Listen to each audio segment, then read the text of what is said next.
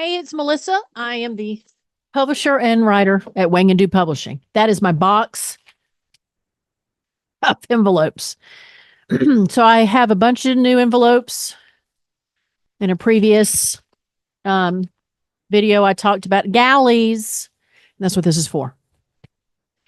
And why do I have the envelopes before I have the books? Excuse me, I'm still getting over this dang bug. You want to get prepared. I've got my sticker that says not for sale, for review only. So you're going to send a bunch of these out. The goal in one of the books that I reference in using says that it's, you should plan for maybe up to 200 of these to be sent out. So that's a lot of envelopes and a lot of pre-planning. I will say the one thing that I have not planned for is the postage, because I don't plan on taking 200 envelopes to the post office and standing in line for that. So I'm going to, unless you have suggestions, you can always leave it in the comment below. But I have some, friends who are business owners who I'm going to get their advice on how to set up a business account, so that way I can just print the postage on the envelopes as I send them out. But no, the book is still, second draft is done. So the editor sent me back suggestions. I worked for about a week on looking at the edits and or suggestions, because it wasn't just, again, about the punctuation. She also said, oh, this doesn't make sense here, or I put this here, but does it make sense? And you should put something there. Let's add a year here. Because I will say that with the edits, when I told these stories, I didn't actually put like specific dates and years to each one, because I guess, in my mind, I know what I'm talking about, and I'm doing it chronologically in some areas. But she's like, the reader's not going to necessarily put this together. So there was a lot of dates I had to put in there. But suggestions. So it took about a week for me to go through everything. And then I was like, okay, here's the second draft. Send it back to her just, to check out the edits that I did. And she is on vacation. So she's like, oh, I'm about to go out of town, but when I get back, I will look at these. So again, give yourself time, because not everybody's going to be on your same time schedule. And I'm way ahead. I don't plan on publishing this until spring of 2025, because I wanted to make sure I could think through all these things, because that's how my personality is. I need to be able to kind of wrap my brain around something first. But so my box, and this also helps with cost. I'm publishing this myself. The reason I'm sharing this with you is because the cost is on me. And so it helps me to not have to pay for everything at once. And when I got the envelopes, oh, and yeah, by the way, this is the logo for the publishing company, if this is your first video. There we go. And I explain why it's called Wang and Do Publishing. I explain why I picked that particular logo in a previous video. But so I have the envelopes. I have the little stamper. The envelopes, probably a couple $100 is what it's going to cost you to have enough envelopes, and about 200 envelopes. If you decide to do I did the logo on it, and I did the bubble mailer. And of course, you can reduce that cost if you don't put a logo on it, and if you don't want to use a bubble mailer. But that's what I've chosen to do. The size of the envelope corresponds with the size of the book. And then this little stamp thing is, again, review copies. I mentioned that in a previous video, where you want to make sure this is not for resale. This is for review only, but you want people to review it. Now, here's my list, because you need to make a list. You need to reach out to each one of these people to say, hey, do you mind reviewing, before you send it out, because you don't want to spend your hard-earned money and all this time on this project just to send it out blindly and nobody expect this, and then not know what it is and toss it, right? You're specifically what a galley is. If you haven't seen the previous video, it's a rough print of your book. The edges of the book probably are not going to be sleek. You are going to may have some typos, may have some mistakes in there. It may not be the finished copy based on the feedback you receive from people, who you're close to, that you want to read and give you some feedback. So when somebody reads a galley, I've been in media for a long time, and I've received many galleys, and, because people wanted to have the author maybe as a guest on the radio, and they wanted to, let us know ahead of time. And So I did a lot of public affairs within my job in radio. So I would get the galleys. And so when somebody reads the galleys, they know this is not the final draft. It may not be perfect. So, but it's okay. At least you are getting something out ahead of time and they know exactly what it looks like. But I have my list in front of me. So because you want to, again, reach out, plan ahead, really strategize about this. So because my book is about my health, and that's the main theme of the book, there's some groups that deal with these conditions. I talk in the book about my kidney transplant, for instance, and so there'll be transplant organizations that I will reach out to for that. So, one of the things you must think about when you do anything, and this is something that if you work in media, it is drilled in your brain. If you work in marketing, drilled in your brain. But it is your target. What is your target audience? Who are you talking to? And so that's one of the things you have to really kind of narrow down. I think I told this story before. Forgive me if I'm repeating stories, but I will tell this again because in radio it was very important for us to know who our target was for each show. So I worked, if you're from the Atlanta area, I worked at 99X, I worked at Q100, I worked at B98.5, I worked at All News 106.7. And each one of them had a different target audience. So just because people are on the radio doesn't mean that it's for everybody. Radio specifically, even more so than television, because there's so many more radio stations to target smaller audiences. You really have to study that and do that. And so it is really a little pie chart, and everybody's trying to get a small piece of the pie, not the whole pie. For instance, Q100, we were gearing toward 25-year-old women. That was our target. Now, if you listened, if you still listen, that's great. If you listen while I was on and you were not 25 years old and you weren't a woman, it didn't matter. That's great. That's the added extra as you get more audience. If you're good enough, you hope to get more people.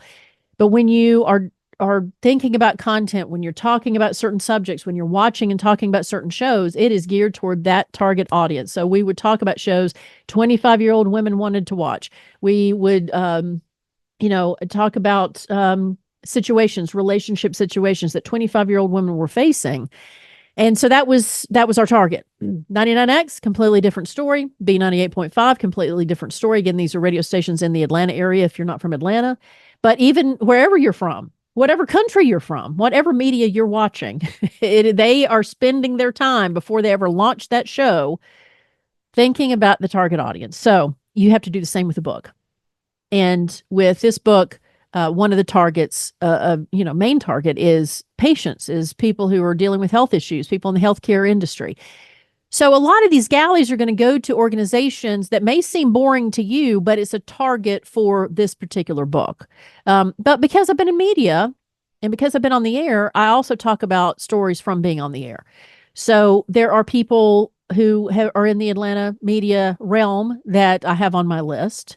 But the reason I brought the list, though, because I know I'm talking generically, is just to give you some ideas of some of the celebrities that I talk about in the book. And I'm going to try to get the celebrity to give a blurb for the book. And that's the harder sell, right? In one of the books that the Well-Fed publisher or Well-Fed self-publisher, which I'll do a link in the description, but I do an extensive talk about that book in another video. There are links that he suggests that you can try to track down some of the people that handle these celebrities, because you're like, how in the world are you going to reach out to a celebrity? Well, I'm going to try his suggestions and maybe some of my own contacts. And basically all I'm doing is, hey, I'm mentioning you in the book. And I was wondering if you or your people would be interested in reading this and giving your feedback on it. Now, a review and a blurb. So when you open up any book, I don't have any within, arm reach. Even if you don't notice it, but it's an effective thing for a book to have reviews. So when next time you're at the bookstore or the library, or even on your own bookshelf, pay attention to the fact that sometimes at the top of the cover of the book, there is a quote, the greatest book you'll ever read from the New York Times. And then you open the book There's 2 or 3 pages at the very front of the book that, hey, the Wall Street Journal said this is the greatest review, and Tom, Thompson of the whatever society says this is a book I couldn't put down. So this is what I'm doing: is have a list of people, including Pink, including Jane Fonda, including Judy Blume, including Shakira, some other people. I won't read them all, but they're all mentioned in the book. These are people I've met and spoken with. And so it's a long shot. The celebrities are a long shot. And it's not just, of course, it's gratuitous. Oh, that'd be great to have a celebrity say they loved my book. Of course, that would help sales, right? For people who don't know me and pick it up off a shelf and think, well, why should I read this book? But it's also because authentically, I share a story with them. I enjoyed their company. And, I really am authentically also reaching out to them with my heart and saying, hey, you were great, and this is great, and I would just love to share this with you if you've got the time. It'd be great. So, of course, it'd be a lot more sophisticated than that. But it just gives you an idea. If you're publishing your own book, you have to think about all these things. Now, this is something that a publishing company would think about for you. So the difference between publishing your own book, this is an experiment. So I'm trying to do this in a way that a publishing house would do it, like a big publishing house would do it. So this is not just an ebook. This is not just for a business.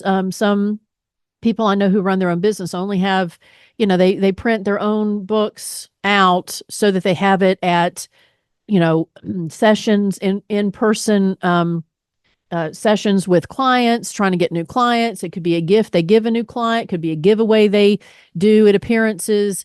And so they don't need to try to sell it on Amazon or sell it in a bookstore, because they are just it's part of their tax deduction and the part of their business expense to just buy a stack of books and have it on hand for clients to help supplement whatever is they're selling.